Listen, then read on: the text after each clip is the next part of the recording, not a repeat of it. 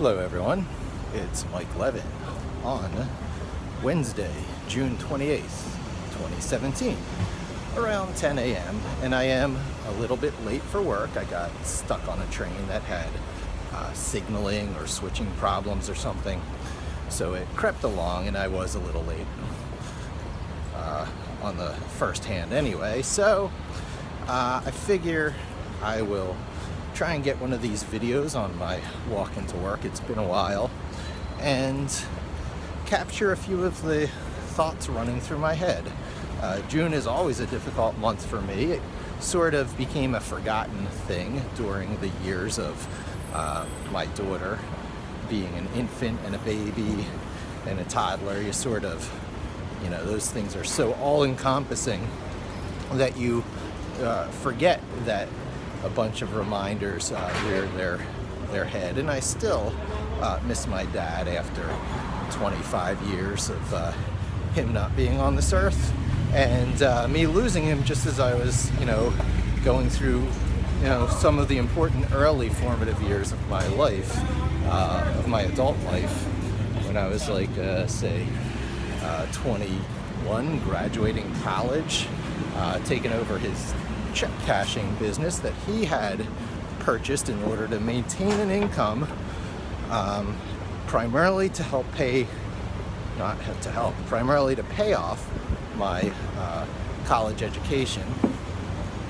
So he was, in his mind, compelled to keep having a decent level income, even in years where arguably many people could have retired, later 50s. And the reason he wasn't just working for someone was that he had gone obsolete in his field of textile. I guess he was a quality assurance engineer, which is really funny because of my view towards QA engineers in later years. Certainly not with my current place where they're awesome people, but at Commodore, where the more classic draconian QA people were always there to nitpick you over backwards compatibility with prior models. The story is the Commodore 128 that had two processors in it to maintain 100% backwards compatibility with the Commodore 64, which was the megalith driving Commodore success. So anything they did off of their, core foundation success was risky, and the view was that any deviation from backwards compatibility was a kiss of death for the Commodore 128, which wasn't true at all, because its kiss of death came from many other directions. So anyway, the QA people during those days were legendary for pushing back, nitpicking such little things, wasting mountains of resources.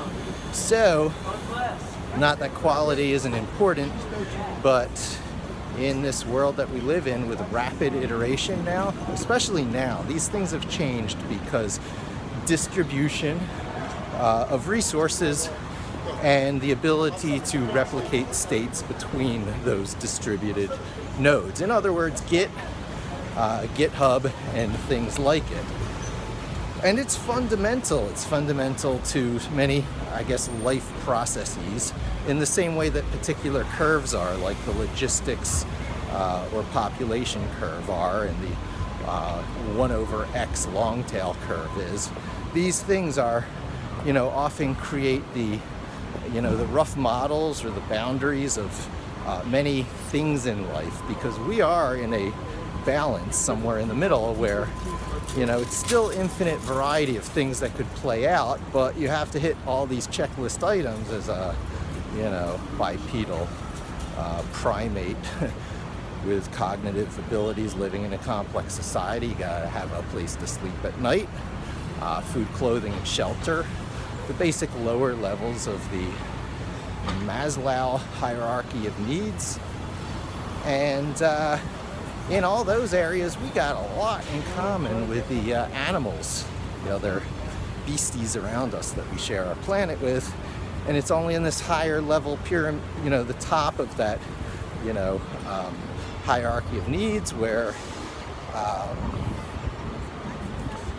being human, uniquely human, cognitive creatures really kicks in. So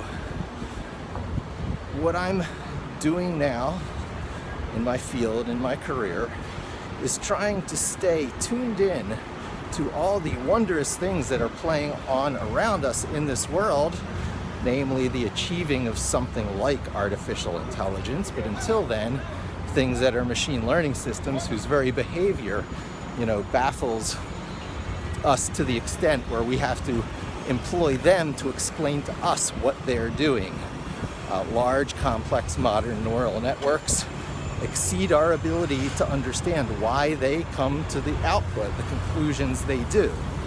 It's very much in line with the tabular row and column view of the world, where data types are carefully defined and everything is arrays, fast number crunching, versus hierarchical arrangement like hard drive systems and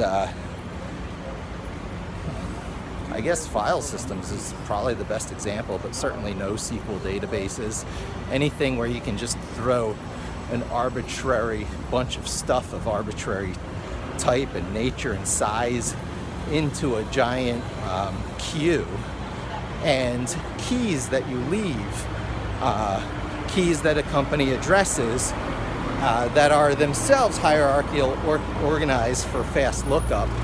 So the keys themselves have a hierarchical arrangement for fast sorting, but that's a whole nother discussion. That's way in the future, where abstraction layers that you don't have to deal with are just making things possible that seem impossible or miraculous, like the fast lookup of an arbitrarily sized data type given just some simple key that you've managed to keep associated with your desire to someday make a request for that data again. Good examples of such keys would probably be, let's see, what do they call them? They are visual hashes. So instead of just an arbitrary set of numbers that you extract out of the data to form its key, which is a valid way to do it, it gives you one of those, gobbledygook strings that has no meaning, but apparently there are infinite varieties of. Globally unique IDs are an example of that, or even universally unique IDs, such large number spaces that generating them at random you'd never repeat. But why do that when, if it's, say, an image, you could take a visual, you could create a number that, when loaded into a certain piece of viewing software, shows a small thumbnail image of the image you're asking for. Visual hashtags. Similar things could be used for video and for audio. And so neural networks work in that later way, where links and linked lists control everything and define that hierarchy sort of laid down on top of a seemingly much simpler substrate, but a substrate that nonetheless can support cognitive reasoning.